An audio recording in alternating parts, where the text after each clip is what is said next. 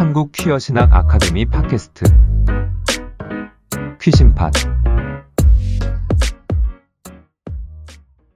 네, 한국 퀴어 신학 아카데미가 보내드리는 퀴신팟, 오늘도 여러분들을 찾아뵙습니다. 안녕하세요, 강민입니다. 안녕하세요, 샘물입니다. 스누피입니다. 구상균입니다. 반갑습니다. 반갑습니다. 자, 오늘도 여러 가지 소식을 가지고 여러분들과 함께 해보도록 하겠습니다. 첫 번째 시간. 힘들어요? 할까요? 자, 침착해. 네. 화이팅. 첫 번째 시간 우리 샘물님께서 퀴어 뉴스 전해주시도록 하겠습니다. 와우. Q News Collection. 네, 오늘은 특별히 퀴어 뉴스가 아닌 샘물 뉴스로 돌아왔는데요. 샘물 뉴스. 본인의 와, 관한 본인이 뉴스입니까? 뉴스라는 거죠. 네. 아니 그럴 됐죠, 이미. 충분히 그 받아들일 수 있습니다. 그럼요. 샘물님의 존재란 퀴어합니다. 우리 퀴어 신학계에 예? 잠깐만요. 떠오르는 샛별로서 아, 이미 이거 아닌 것 떠올랐죠. 같은데? 예. 그분에 관한 아니, 소식은 큰별이죠, 큰별. 이미 공적인 소식이다. 빅스타. 네, 그렇죠. 감사합니다. 그러니까 왜 예. GD가 그 자체가 브랜드 파워잖아요. 아, 그렇죠. 그러니까 오 마이 샘물도 그 자체가 우리 업계에서의 브랜드 파워인 거죠. 오케이, 그렇죠. 네, 진짜. 살려주세요.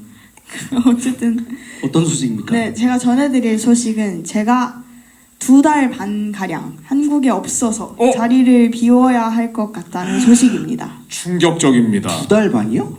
네. 2달 반. 구체적으로 좀 얘기를 해주세요. 해외로 2달 반을 나가 계신다고요? 그렇습니다. 제가 이제 6월 한 둘째 주, 셋째 주 정도에 종강을 하자마자 먼저 2주 동안 Q&A에서 진행하는 프랑스 비전 트립에 따라가서 파리에서 이제 그 프라이드 퍼레이드를 가고요. 네. 비전 트리본 놀러 가는 거 아닙니까 혹시? 프랑스 파리로 네, Q&A 프로그램에 2주 동안 먼저 갑니다. 가서 우리 한국 퀴어 신학 아카데미가 특파원을 파견하는 그럼 거고요. 거기서도 책을 팝니까? 거기서 책을 팔아줬고요. 그 소식을 그곳에서 리포터로 아, 전해주셨다고요. 그걸로 바로 그럼 우리 현장 스케치도 되고. 소데스네. 그러네요. 네. 그렇습니다. 아무튼요. 그래서 2주. 네, 가서 이제 뭐 무지개 교회들, 파리에 있는 무지개 교회들 아니면 뭐 인권 단체들 이런 곳에 방문하기도 하고 파리 프라이드도 가는 등의 이제 활동을 한 2주 가량 하고요. 그러고 나서 한 달 동안 독일에 혼자 여행을 다닙니다. 그건 100% 노는 거군요. 그렇습니다. 원래 이제 독일을 선택한 이유는 원래 학교에서 가는 독일 프로그램이 있는데 그게 될 줄 알고 이제 독일에 숙소를 막 잡아놨어요. 끝나고 더 놀다 가야지 하고. 근데 그게 안 돼가지고 그냥 한 달 동안 독일에서 노는 사람이 될 것 같습니다. 왜 안 됐나요? 저도 잘 모르겠습니다. 학교에서 예산을 안 주는지. 예. 혹시 찍힌 거 아닙니까? 아닌가. 알겠습니다. 독일을 하면 우리 또 종교개혁의 나라이기도 그렇습니다. 하고 그 기독교 개혁 이게 훌륭하죠. 동시에 지난번 우리 고상균 목사님께서 독일의 퀴어 신학에 대해서 또 소개를 해주셨으니까 그렇습니다. 그곳에 뭐 역사문화 탐방 세상에. 이런 걸로 세상에. 또 다녀오셔도 좋을 것 같다는 생각이 너무 위원장님의 좋습니다. 머릿속에 온통 퀴신팟만 있어요. 그러니까요. 뭐 네가 뭘 하든 말든 관심 없다. 나는 무조건 퀴신팟에서 컨텐츠만 뽑아와라. 이런 와우. 개념인 거죠. 그렇습니다. 그러고 이제 나머지 한 달. 네, 나머지 한 달은 이제 이탈리아에서 있는 에큐메니컬 프로그램에 제가 가는데요. 이거 이제 제 친구가 여기에 작년에 갔다 왔다고 자기가 너무 좋았다. 너도 가면 좋겠다 해가지고 알려줬어요. 그 친구는 이탈리아 사람인가요? 아니요, 미국인. 그렇구나. 네, 그래서 이제 추천을 받아서 이제 KSCF에 이제 간절히 부탁해서 추천서를 받아서 이제 여기서 하는 프로그램을 참여를 하는데요. 이탈리아에 있는 에큐메니컬 센터에서 진행이 되고 그래서 이 소식을 조금 전해드리려고 그러면 합니다. 그건 에큐멘 센터에 가게 되는 건 네. 그 오가는 거랑 뭐 체류비 이런 건 다 그쪽 대주는 겁니까? 그렇습니다. 우와. 네, 추천서를 제가 열심히 지원서랑 써가지고 그럼 이탈리아에서 체류비까지. 먹는데 공짜다? 근데 모르겠어요. 사실 안 찾아봐가지고 그럼 우리 다음 달에 이탈리아의 퀴어 신학에 대해서 조금 배우고 그 관련한 제가 준비를 해야겠네요. 그 관련한 그래요. 소식을 또 이탈리아 현지에서 들어보는 생생하게 거죠. 전해주시고 그럴 수 있잖아요. 제가 뻥을 친 걸 수도 있잖아요. 가보니까 그게 아니더라. 그럴 수 있죠. 아. 그럴 수 있죠. 검증하는 시간도 검증. 있고. 네네. 팩트 체크죠. 그렇죠. 네. 그렇습니다. 네, 그러면 이제 프랑스, 독일, 이탈리아 우리 올 여름에는 이 유럽 주요 3개국 장난 아닙니다. 에 관한 퀴어 신학 소식을 저희가 또 따끈따끈한 현지 이야기. 생생하게 진짜. 전해줄 수 있는 와, 기회가 여러분들에게 펼쳐질 것 같습니다. 사실 저희가 지금 이런 얘기를 하고 있습니다만은 위원장님께 말씀 주시지만 이거 대단한 문제가 아닐 수 없습니다. 사실은 샘물림만 뭡니까? 우리 어떤 퀴신팟에 있어서의 중심, 기둥, 그렇죠. 핵심, 아니요. 정신, 주변부 즉시 전력감, 없어도 되는 정신, 사람 스피릿 모든 것인데 근데 이 존재가 얼마만큼 빠진다고요? 2달 반이요. 2달 반이면은 자그마치 몇 편을 펑크내는 거예요. 샘물님께서 5편입니다. 퀴어뉴스로 개문발차를 해주셔야 저희가 예. 사실 사실 완성이 이렇게 됩니다. 펑크를 내고 아무 대책이 없다. 이건 뭐냐? 이건 거의 뭐 전횡, 국정농단이다. 그럴 뻔했는데 저희가 이건 거의 또 내란급의 상황이죠. 예. 그럴 뻔했지만 저희가 또 대책을 지금 이 자리에서 그 대책을 네. 같이 얘기를 해야 되는 거예요. 대책 이게. 모색 중에 있습니다. 이제 고상정 어떤 대책이 있죠? 대체자를 찾아보도록 하겠습니다. 그러니까 우리 할 때 네. 그럼 이 일단 싸늘한 지금 반응은 뭐죠? 위원장님이 주신 거 있잖아요. 그건 당연히 하는 걸로 하고요. 그렇죠, 그리고 이제 지금 또 이렇게 진행되는 뉴스가 또 필요한 게 있잖아요. 그러니까 그거 뉴페이스. 왜 그런 거 있잖아. 왜 TV에서도 TV나 라디오 같은 데서 올림픽 보면 왜 아나운서 가잖아요. 그 동안에 누가 대신 하잖아. 그렇죠, 그런 그렇죠, 거 같은 그렇죠. 어떤 대체할 수 있는 분을 그렇죠, 말씀하시는 그렇죠. 거 아니에요? 정말 좋은 아이디어입니다. 그렇군요. 혹시 생각하시는 이렇게 물망에 오른 분들이 계십니까? 계신데 이제 실명을 얘기할 수는 없고요. 안 될 그쵸, 가능성이 있기 때문에 네. 한두 분. 네. 오케이. 아 이미 대책이 다 아, 있네. 진짜. 이미 계획이 있었네. 역시. 저희가 믿음이 부족. 네. 아. 너무 몰라봤어요. 너무 얕게 알았어요. 저희가 사과드립니다. 아니 근데 양심에 찔려가지고요. 사실 고상균 목사님이 먼저 이제 이런 좋은 아이디어를 주셨습니다. 좋습니다. 예. 그렇고요. 그래서 이제 제가 가는 캠프를 소개해드리도록 하겠습니다. 제가 가는 캠프는 아가페 캠프인데요. 이제 아, 여기서 이탈리아에서요? 네, 제가 네. 하는 이제 참가하는 그 캠프가 이제 총 4주치예요. 거의 3주에서 4주. 그러니까 정확히 말하면 기간으로 3주인데 이제 4개의 어떤 챕터로 구성되어 있는데요. 와, 3주에서 이탈리아인데 공짜야. 와. 모릅니다. 안 찾아봐서. 그래서 이제 첫 번째는 이제 공동체에 관해서 이제 공동체에서 뭐 갈등이 있을 때 뭐 다시 뭐 구성하는 그런 것들에 대한 거고, 두 번째는 종교적 근본주의에 관한 내용들이고, 그건 근본주의자가 되는 겁니까? 아니요. 그런 것에 대한 국제 컨퍼런스가 그곳에서 있습니다. 그리고 이제 요즘 이제 뭐 극우 이런 이야기들 있잖아요. 그래서 좌우, 우리, 그들, 그리고 그 사이의 모든 것이라는 제목으로 또 그런 시간들을 보냅니다. 그리고 마지막이 울트라젠더 인터내셔널인데요. 울트라젠더. 네. 트라젠더는 뭐예요? 이제 제 생각에는 어떤 젠더를 넘어서는 그런 것들인데, 여기 이제 설명에 나온 것에 보면은 우리 몸의 형성 과정을 탐구하고 해체하고 재해석하는 집단적인 초대라고 합니다. 그래서 우리의 몸은 정말 우리 것일까? 라는 질문으로 서로를 어떻게 바라보고 인식하는지, 어떻게 만져지고 평가받아야 하는지를 끊임없이 강요하는 세상에서 존재하고 저항하고 변화하는 다양한 방식을 상상해보는 시간이라고 합니다. 근데 이 캠프 자체가 꽤 퀴어 프렌들리한 곳이거든요. 그래서 지원서를 쓸 때도 이제 남성과 여성 그리고 제3의 성 모든 것을 체크할 수 있도록 되어 있고, 그 전에 진행되었던 캠프들의 제목도 뭐 아예 게이, 페미니스타 이렇게 되어 있는 것들이 있어서 이런 캠프에서 몸과 관련된 내용을 마지막 주에는 배울 것 같습니다. 그건 이탈리아 어디예요? 토리노에 토리노. 네, 있습니다. 토리노 북쪽 아닙니까? 잘 모릅니다. 밀라노, 토리노 이런 데 좀 북쪽이잖아요. 잘 몰라요. 그 머무시는 지역들을 대강 이렇게 올려주시면 그 근처에 뭐 세상에. 방문했음직한 곳을 우리가 찾아서 또 이렇게 말씀드리면 뭐 간 김에 캠프 때는 이제 시간이 있을는지 모르겠는데 독일은 다 완전 있어요 시간. 네. 아니 빡세다고 유럽 들었습니다. 사람들은 그렇게 시간이 핫하게 안 없어요. 해, 빡세다고 한국사람처럼. 들었어요. 판매 나갔다 되고 왜안 돼? 주말 그럼 내가 가겠다는데 예? 주말. 주말엔 안 하죠. 알겠습니다. 자, 지금 위원장님께서는요, 샘물림 뭐라든 말든 아무 생각이 관심이 없고 네, 오직 방송에 도움이 되냐 안 되냐 정말 무섭네요. 굉장히 목적지향적인 네. 예, 그런 분이죠. 예. 와, 이 모든 게 다 들으시는 분들에게 양질의 컨텐츠를 그렇습니다. 제공함으로써 이것이 우리가 바로, 더 확장되고 연대하고 위원장의 목적 아닙니까? 네. 그런 위원장의 무게죠. 감사합니다. 아무튼 제가 열심히 그래서 배우고 이제 보고 와서 또 소식을 전해드리도록 하겠습니다. 물론 거기서도 네. 전해주시고 와서도 전해주시고. 알겠습니다. 그리고 대체하시는 분이 또 다른 소식 전해주시죠. 그렇죠. 아, 너무 좋습니다. 굉장히 풍성해지겠네요. 아, 그러네요. 네. 저 미리 한번 박수 한번 칠까요? 와.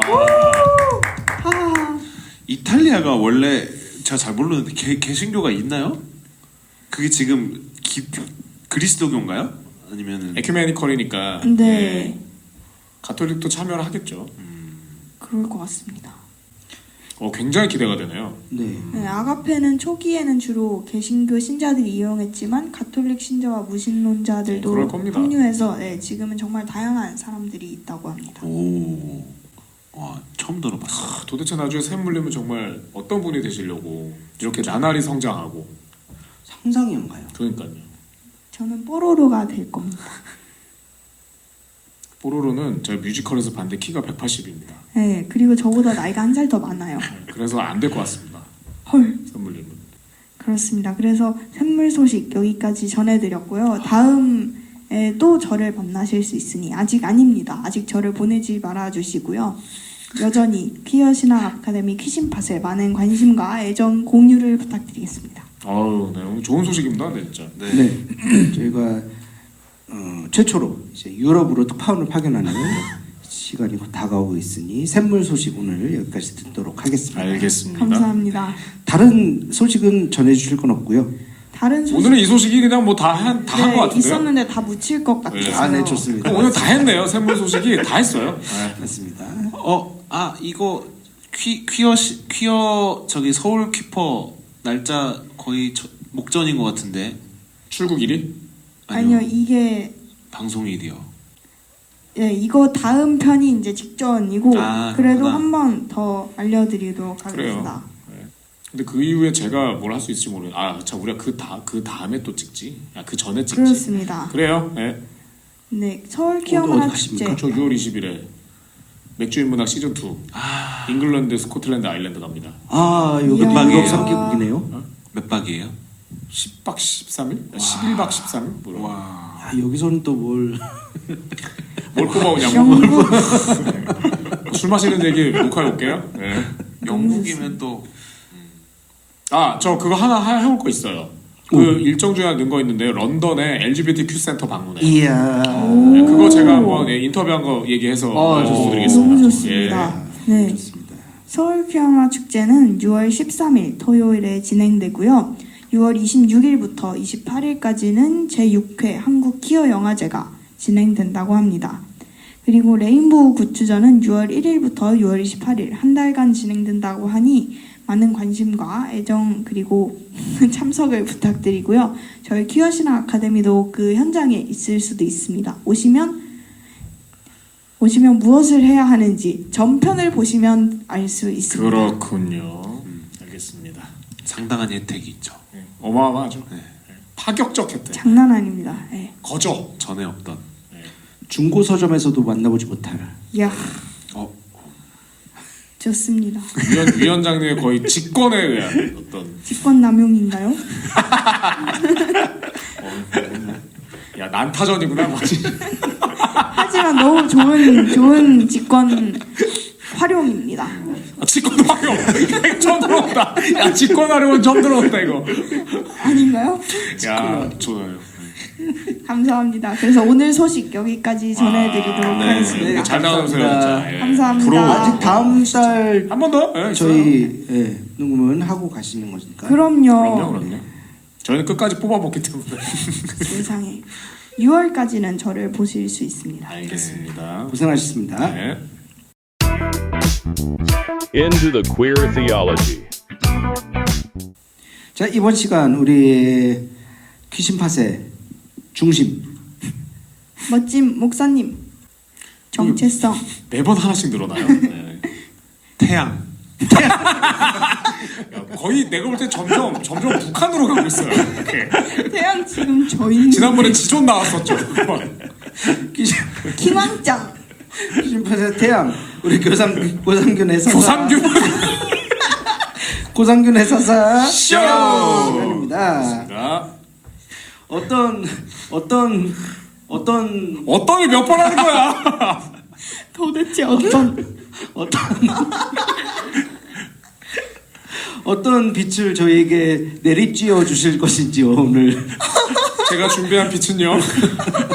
아 죽겠네. 자 지난번에 제가 왜 그 다른 나라의 퀴어 신학에 대한 이야기를 좀 말씀을 나눴었죠. 기억나십니까? 독일하고 호주 뭐 이런 얘기 했었죠. 오늘은 그런 부분에서 영국에서의 어떤 퀴어 신학이 어떠냐 또 이런 얘기 좀 준비해봤습니다. 일단 영국은요 그 한국에서는 또 이렇게 잘 모르시는 분들 좀 계신데 사실은 그 독일 그 유럽에서의 신학계에서의 또 중요한 한 축을 형성하기도 합니다. 예컨대 그 왜 성서학에 있어서 그 뭐라고 해야 됩니까? 그 문서가 편집됐다? 뭐 이런 거 우리 이렇게 들어보신 적 있잖아요. 뭐 제2문서 어쩌고 뭐 이런 거 있잖아요. 문서가설. 예, 문서 편집설, 문서가설. 근데 이제 그 문서 가설도 이제 많은 부분은 폐기되고 새로 제시되고 이런 거죠. 근데 이제 그런 얘기들이 쭉 진행이 되면서 뭐라고 합니까?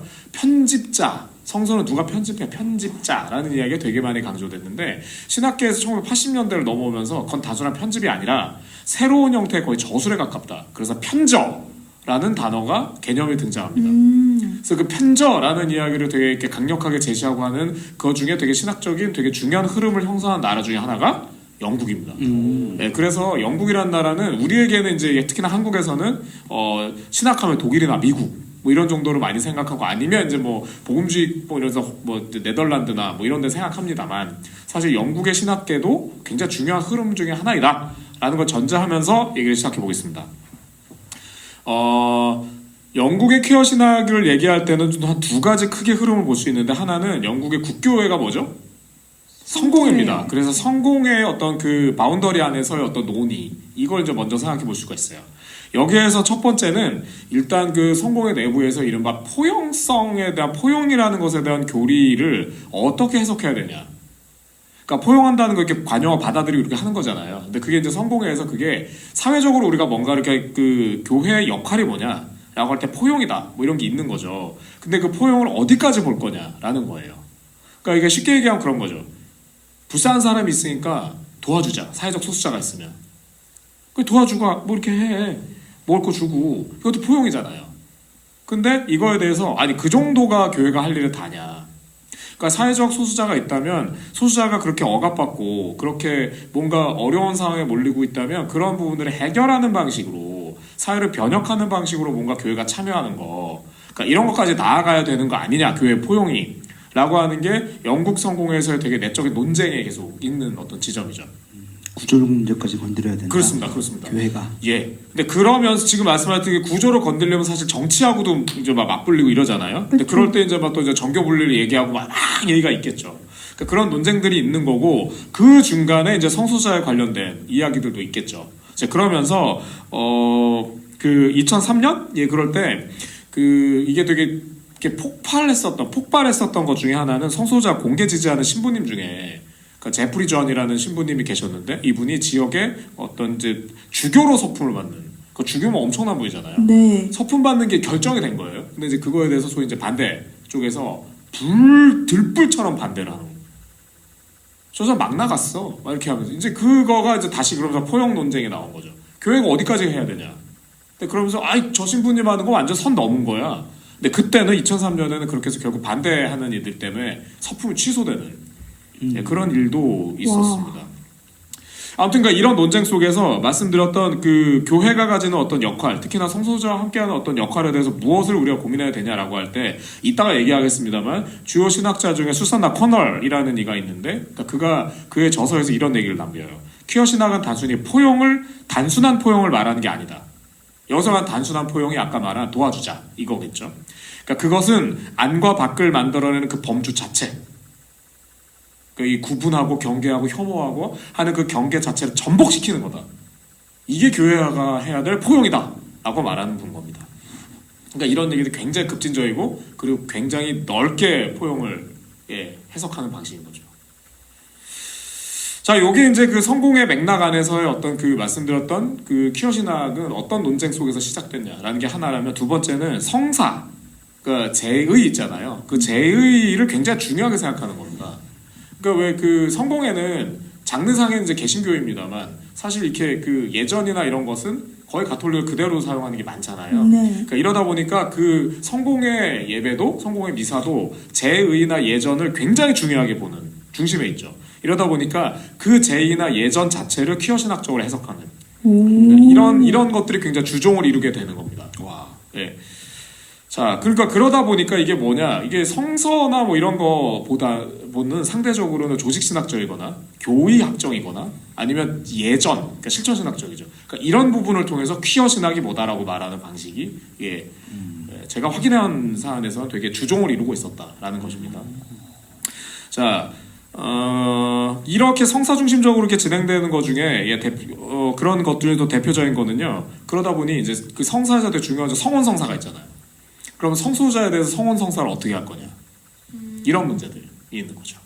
그래서 이게 아까 말씀드렸던 그 교회 내에서 이쪽과 저쪽이 계속 강력하게 논쟁을 하고 이러다 보니까 어떤 때는 되게 조금 아쉬운 지점도 있었어요. 예컨대 대표적인 사건이 2023년 얼마 안 됐던 때인데 그때 영국 성공회가 이 성원 성사를 어떻게 할 거냐라고 하다가 축복 기도문을 만들어요. 그리고 그걸 제정합니다. 성공회가. 그 성소자 축복 기도문. 근데 기도문을 만들었는데 결혼식은 불허해요. 에? 그러니까 이게 되게 중간 어정쩡한 스탠스를 취하는 거죠. 과도기네. 예, 그러니까 이쪽도 저쪽도 이렇게 잘 못하는. 그래가지고 이거 만들어 놓고 이쪽 저쪽으로 다 비난을 먹고. 그러니까 이런 논쟁 속에 끊임없이 있는 상태인 겁니다.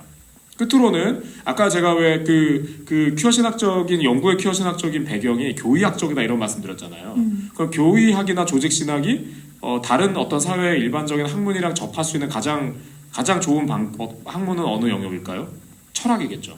아, 네. 네, 그러다 보니까 미셸 푸코나 주디스 버틀러 같은 어떤 신학자들, 철학자, 영국 분들. 네. 그러니까 이런 이들과 적극적으로 만나면서 사실은 그 영국의 퀴어 신학이 조직적인 틀을 형성할 때 이들이 갖고 있는 언어들을 신학적으로 차용해서 하는 방식들이 굉장히 많이 나타납니다.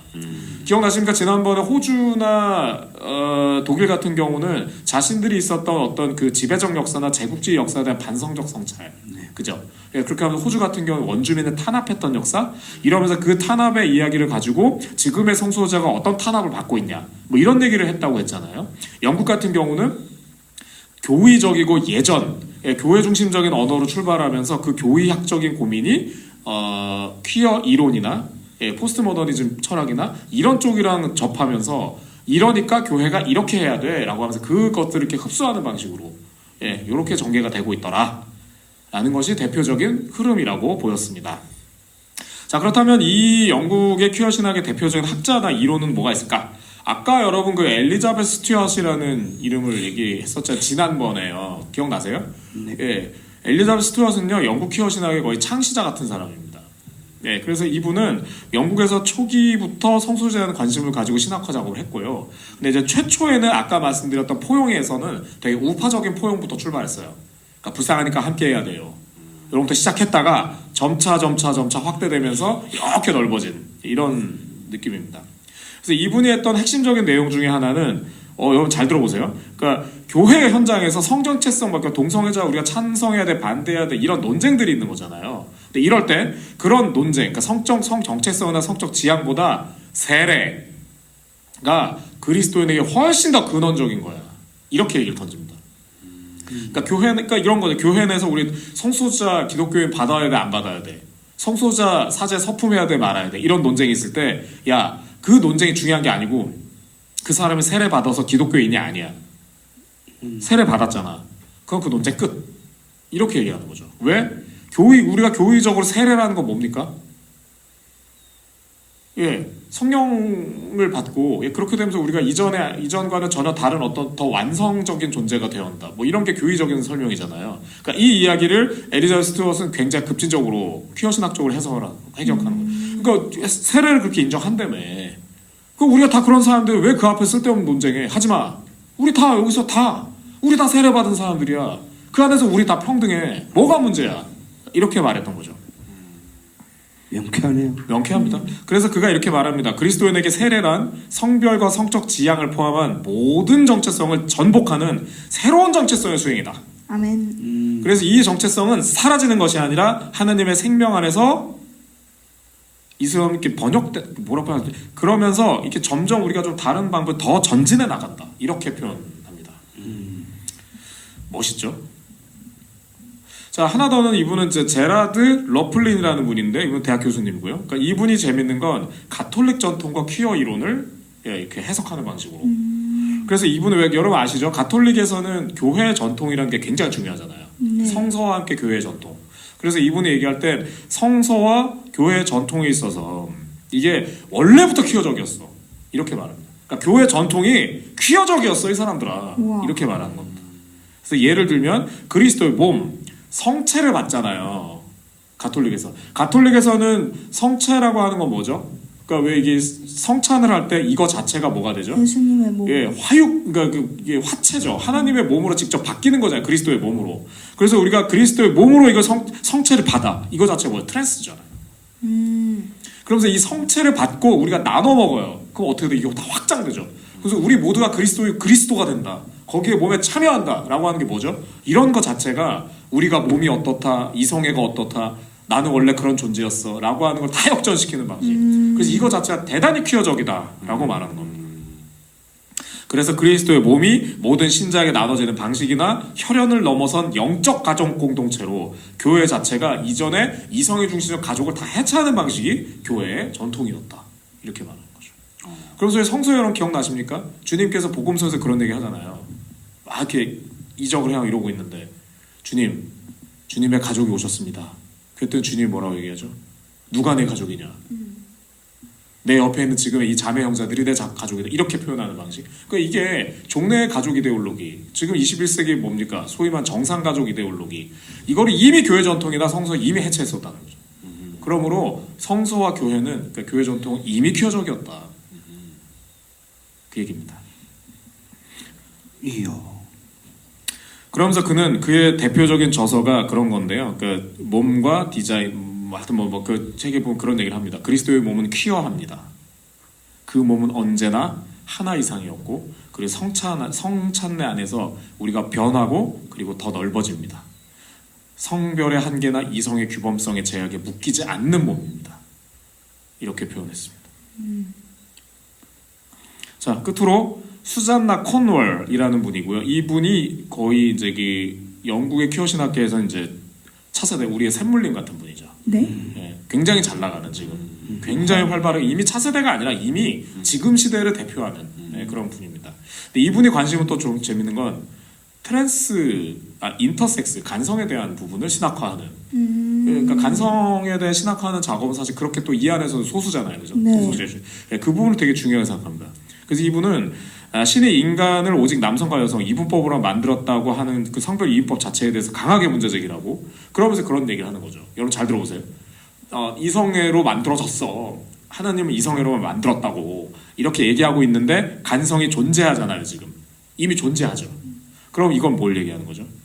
그렇게 이성애 중심적이 있다는 얘기 자체를 해체시킨다는 거예요. 이 존재가. 예, 그러면서 그 존재가 바로 성서에서 이미 다양성으로 창조했다는 얘기를 이렇게 증명하고 있다라고 얘기합니다. 그래서 간성은 남녀 이 이성의 모델이 존재론적 필연이 아니라 사회적 신학적으로 구성한 것에 지나지 않는다를 보여준다는 거예요.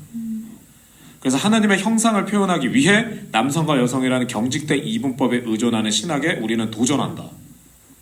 그리고 도전의 근거는 바로 이 존재들이다라고 말합니다. 같은 존재를 누구는 돌연변이라고 부르고 누구는 하나님의 창조 섭리의 증명이라고 부르고. 예, 증명이라고 말하죠. 우리 지난 시간에 제가 말 같지도 않은 거에 대답하기 거기에서 어떤 계속 규정 우리가 좀 얘기를 했었잖아요. 네. 근데 이분은 그 규정 자체는 네가 규정한 거야. 그리고 사회가 규정한 거지.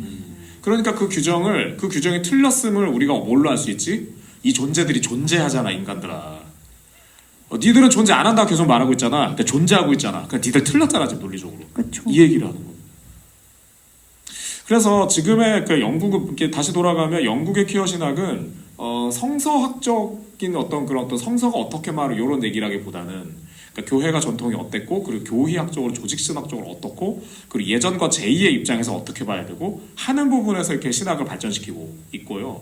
그리고 그런 부분에서 되게 첨예하게 부딪히고 있는 건 교회 내적으로 아까 말씀드렸듯이 주교를 어떻게 할 거냐.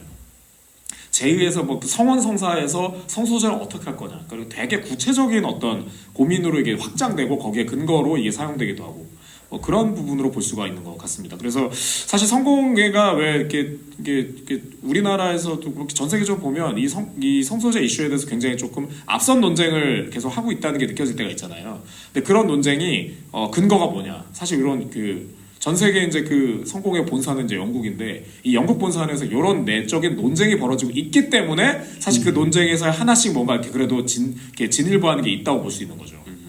예, 그래서 그게 그냥 만들어지는 게 아니다라는 것으로 이번 편의 사사쇼는 마무리하겠습니다. 감사합니다. 감사합니다. 이전에 소개해 주신 나라들과는 정말 다른 결의 그렇죠. 퀴어 신학적인 논쟁이 발전돼 있는 것을 알 수 있네요. 개인적인 생각이지만 우리나라에 있는 회색지대에 있는 크리스천들에게는 영국에서 논증하는 것들이 좀 더 잘 먹히지 않을까라는 막연한 생각. 맞습니다. 그러니까 저도 그런 생각했던 것은 그러니까 여기서 얘기하는 이야기들이 사실은 굉장히 교회에서 우리가 익숙한 언어들인데 그 익숙한 언어들을 적극적으로 해석하는 방식이잖아요. 그래서 이게 어떤 면에서는 당혹스러움을 느낄 수도 있지만 어떤 면에서는 훨씬 더 잘 이해할 수도 있는 그리고 고민하는 사람들에게는 아 그렇구나 라고도 할 수 있는 그런 게 되지 않을까 하는 생각도 저도 했습니다. 너무 재밌고 저는 예배문이라고 해야 될까요? 그런 것들을 이제 퀴어하게 해석하는 그런 것들 이제 작업의 내용들이 궁금해지는 사사쇼였던 것 같습니다. 나중에 기회가 된다면 그런 부분도 이렇게 하나씩 갖다 놓고 직접 한번 볼 수 있는 시간도 있으면 너무 좋을 것 재밌을 것 같아요. 이렇게 영국에서는 아까 혼례 결혼 성사에 대해서 말씀을 주셨는데 영국에서는 메인 교단 내에서 벌어지는 논쟁이라면 우리나라에서는 아직까지 메인 교단은 뭡니까? 메인 교단이 이빨도 안 들어가죠. 메인 교단이 아닌 교회 주류 외부의 단체에서 그런 것들을 고민하고 책을 내고 약간 이런 흐름이기 때문에 아주 갈 길이 멀다고 할 수도 있고 하지만 우리 안에 그런 움직임이 없는 건 아니다. 자부심을 느껴도 될 것 같고요. 그럼요. 함께 더욱더 공부해가면 좋겠고요. 이렇게 나라마다 또 우리가 모르는 사이에도 이렇게 노력하는 분들이 있다. 그러니까 우리가 혼자가 아니다. 너무 재밌습니다. 이런 생각도 해보게 됩니다. 국가 탐방 너무 좋아요. 너무 좋습니다. 우리 또 여름에는 실제로 우리가 가는 분들이 있죠. 가는 분들이 있죠. 네. 더 생생한 내용. 거의 생맥주급이죠. 기대됩니다. 승빈이 말씀할 거 있으실까요? 잘 들었습니다. 항상 잘 듣고 있습니다. 항상 잘 듣고 있습니다. 항상 잘 듣고 있습니다. 좋습니다. 오늘의 사사쇼는 이렇게 마무리하도록 하겠습니다. 감사합니다. 감사합니다. Recall the Q history.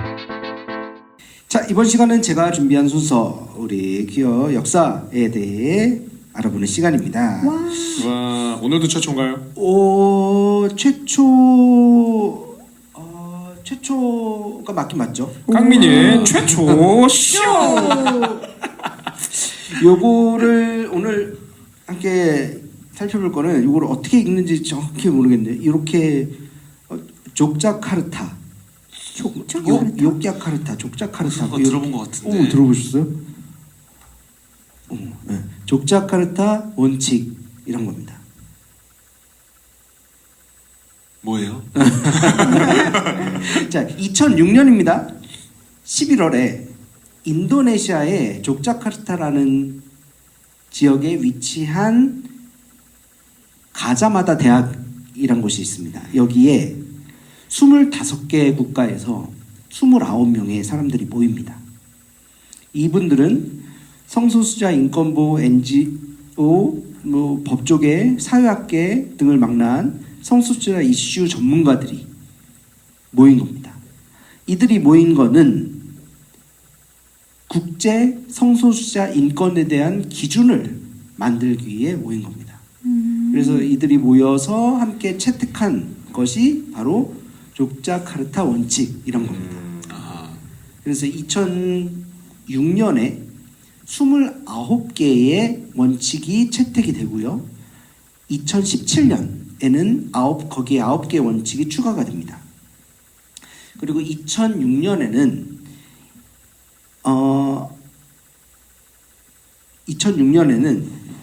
그 원칙의 대상이 누구냐 할 때 우리가 보호해야 되는 것은 성적 지향과 성 전체성에 관한 것이다. 요거 두 가지에 국한되었었지만 2017년에는 성 표현과 성적 특성까지 보호 범위를 넓혀야 한다라고 채택을 하게 됩니다. 자, 그러면 요 네 가지 잠깐 살펴볼 건데 성적 지향 뭘까요? 가장 쉽게 설명해 주세요.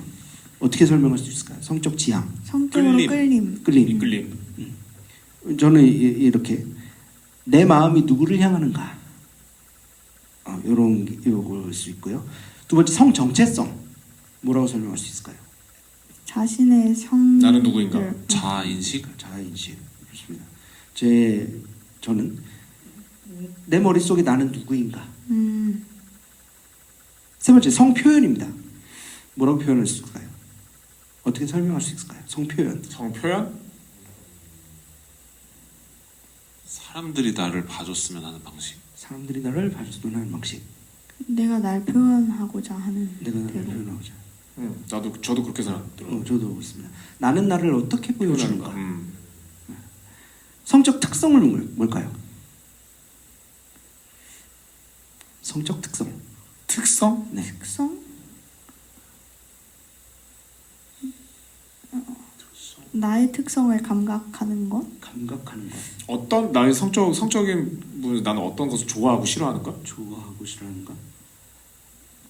이런 겁니다. 내 몸의 생물학적 특성은 어떠한가? 생물학적 맞- 특성. 예, 감각이 그 간성 같은 것도 여기에 포함되는 거죠. 그래서 요 네 가지 범주의 성소수자들을 위한 원칙을 이분들이 모여서 인권 원칙을 만든 겁니다. 자, 그래서 오늘은 이 원칙의 제목들만 쭉 한번 우리가 살펴보고자 합니다. 이런 원칙들을 세세하게 이분들이 고민해서 인권 기준으로 제시를 했다라고 보시면 됩니다. 자, 제 1원칙 인권을 보편적으로 향유할 권리. 요거를 다 이 네 가지 성소수자들이 가져야 한다라는 거죠. 그러니까 요거를 들으실 때 우리는 이렇게 당연하게 생각하는 것들을 누군가는 누리지 못하고 있구나. 이렇게 생각해봐도 도움이 될 것 같아요. 제 2원칙 평등과 차별 금지의 권리. 제 3원칙 법 앞에서 인정받을 권리. 누군가는 성소수자라는 이유로 법 앞에서 인정을 못 받고 있는 현실이 있다는 거죠. 그렇죠. 제 4원칙 생명에 대한 권리. 제 5원칙 신변의 안전에 대한 권리. 6원칙 사생활에 대한 권리. 7원칙 자의적으로 자유를 박탈당하지 않을 권리. 8원칙 공정한 재판을 받을 권리. 9원칙 구금 상태에서 인간적인 대우를 받을 권리. 10원칙 고문과 잔인하거나 비인간적이거나 굴욕적인 대우나 처벌을 당하지 않을 권리. 11원칙 인간에 대한 모든 형태의 착취, 거래, 매매로부터 보호받을 권리. 12원칙 노동권. 13원칙 사회보장과 기타 사회보호 조치에 대한 권리. 14원칙 적절한 생활 수준의 권리. 15원칙 적절한 주거에 대한 권리. 16원칙 교육권. 17원칙 도달 가능한 최고 수준의 건강에 대한 권리. 18원칙 의료 남용으로부터의 보호. 19원칙 의견과 표현의 자유의 권리.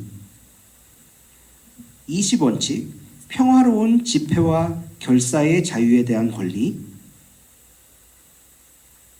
21원칙 사상, 양심과 종교의 자유에 대한 권리. 22원칙 이동의 자유에 대한 권리. 23원칙 망명을 요청할 권리. 24원칙 가족을 형성할 권리. 25원칙 공적 생활에 참여할 권리. 26원칙 문화 생활에 참여할 권리.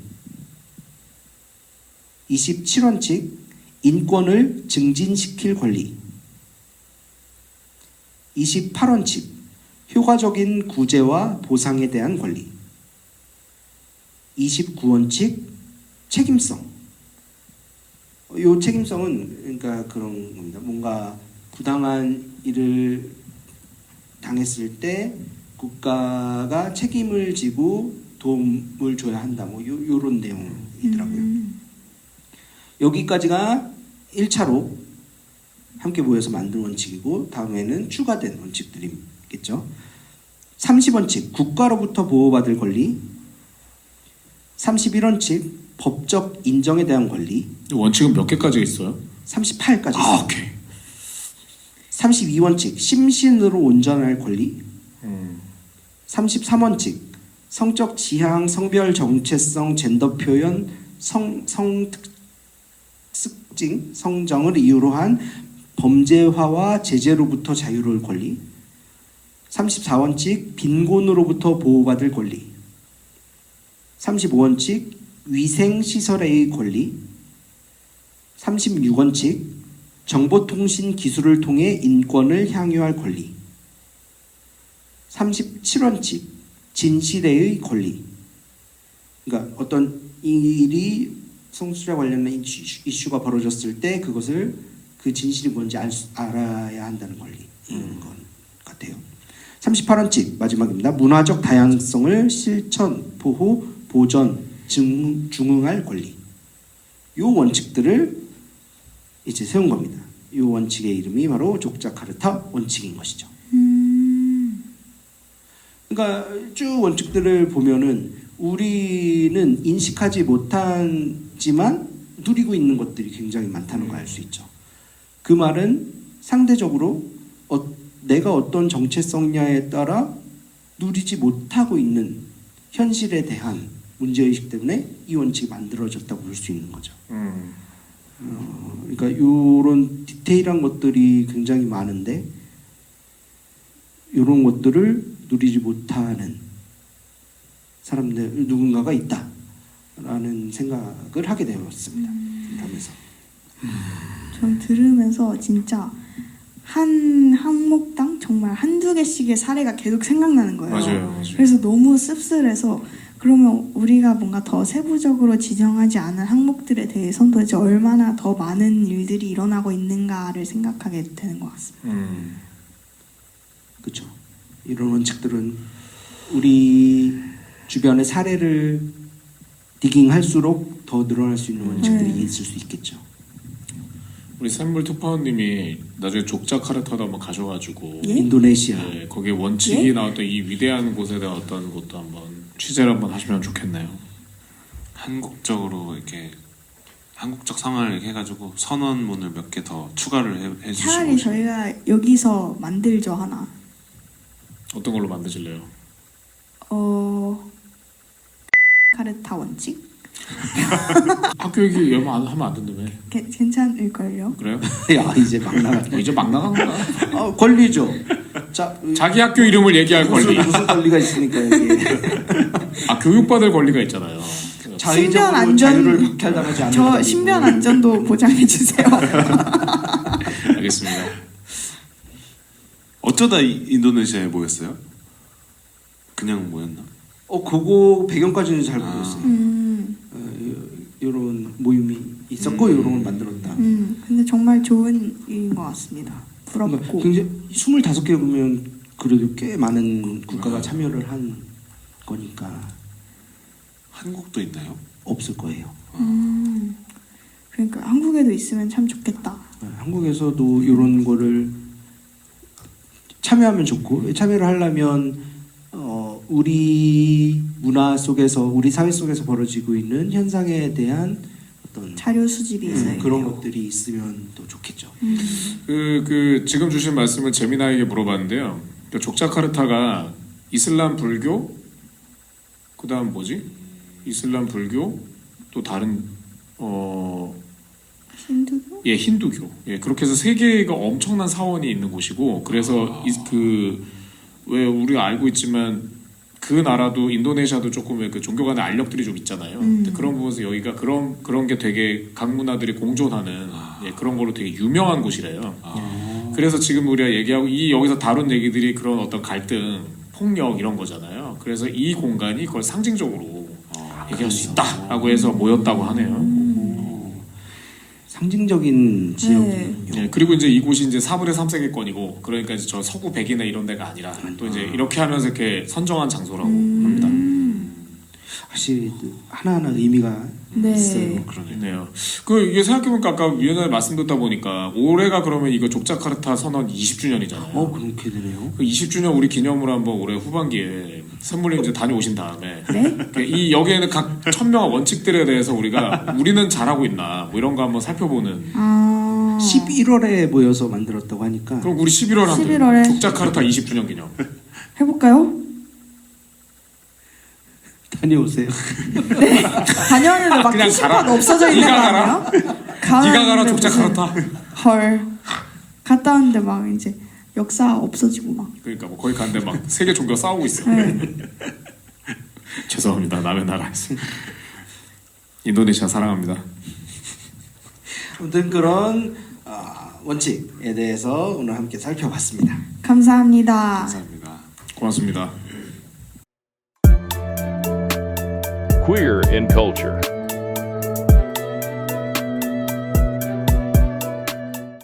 네, 오늘 마지막 순서입니다. 우리 슬리피님께서 소개해 주시는 퀴어 문화 콘텐츠. 오늘은 어떤 콘텐츠로 우리의 어떤 문화적 감수성을 성숙시켜 주실 건가요? 오. 상당히 부담. 코너마다 이렇게 서로 저분은 그냥 부담 주는 분이에요. 서로 이렇게 다들. 저는 오늘 영화를 가져왔는데요. 오. 근데 사실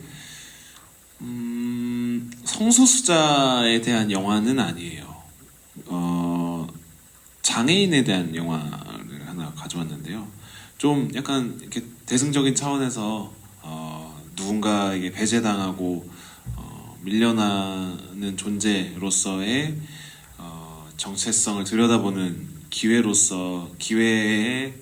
좋은 작품이다라는 의미에서 하나를 가져와 봤고요. 이 보신 분들 근데 많을 것 같아요. 네. 제목은 조제 호랑이 그리고 물고기들이라는 일본 영화입니다. 처음 들어봐. 너무너무 유명한 영화죠. 진짜 처음 예. 들어보셨어요? 네. 시대가 조금 약간 옛날 영화. 그런가요? 네. 네, 영화가 조제가 만들었다? 2003년도 영화네요. 네. 저 태어나기 전인데요? 그러니까 그런 거. 어이제예요. 어이제. 그게 인물 이름이에요. 아. 조제. 여기 그 주인공이 자기를 지칭할 때 조제라고 불러달라고 얘기를 하거든요. 근데 이 영화 진짜 그냥 아무 생각 없이 보셔도 엄청 재밌고요. 일단 감독 이름은 이누도 이신이라는 감독이 만든 영화입니다. 그래서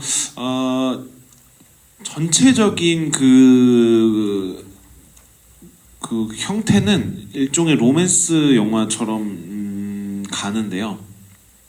비장애인 남성과 장애인 여성의 로맨스처럼 이제 전체적인 틀은 맞춰져 있는데 그 안에서의 이 세밀한 디테일들이 되게 그 장애를 저희가 어떻게 봐야 되는지 어떻게 받아들여야 되는지 그런 것들을 보기에 되게 좋아요. 네. 일단은 몇 가지 이제 상징적인 장면들이 있는데 이 주인공이라고 할게요. 그 장애 여성이 이름이 조제인데요. 조제가 굉장히 사회의 편견 때문에 지금 밖에 못 나가고 이렇게 자기를 드러내고 못 하고 있을 뿐이지 굉장히 주체적인 사람으로 영화에서는 그려져요. 일단은 뭐 자기가 읽을 수 있는 책이라는 건 다 읽고 그다음에 되게 뭐랄까 사람이 되게 시니컬하고 막 분노 뭔가 약간 장애 여성을 미디어에서 보여줄 때 뭔가 착하게 보여주고 이렇게 뭐 이렇게 그렇게 보여주기 쉽잖아요. 약한 모습, 착한 모습 뭐 이렇게 보여주기가 쉬운데 막 이 사람은 자기를 이렇게 좀 조금이라도 못되게 대하는 사람이 있으면 막 칼로 막 찔러버리려 그래요. 그리고 그 수시로 자기 친구들한테 나 총 좀 구해달라고 그러거든요. 아주 어떤 의도인지는 이제 잘 모르겠지만 그만큼 이제 터프한 사람이다. 순화해서 우와. 네, 뭐 순화한 수식인데요. 네, 그렇죠. 총을 구해달라고. 네. 근데 실제로 그 총을 구하고 싶다고 계속 얘기를 해요.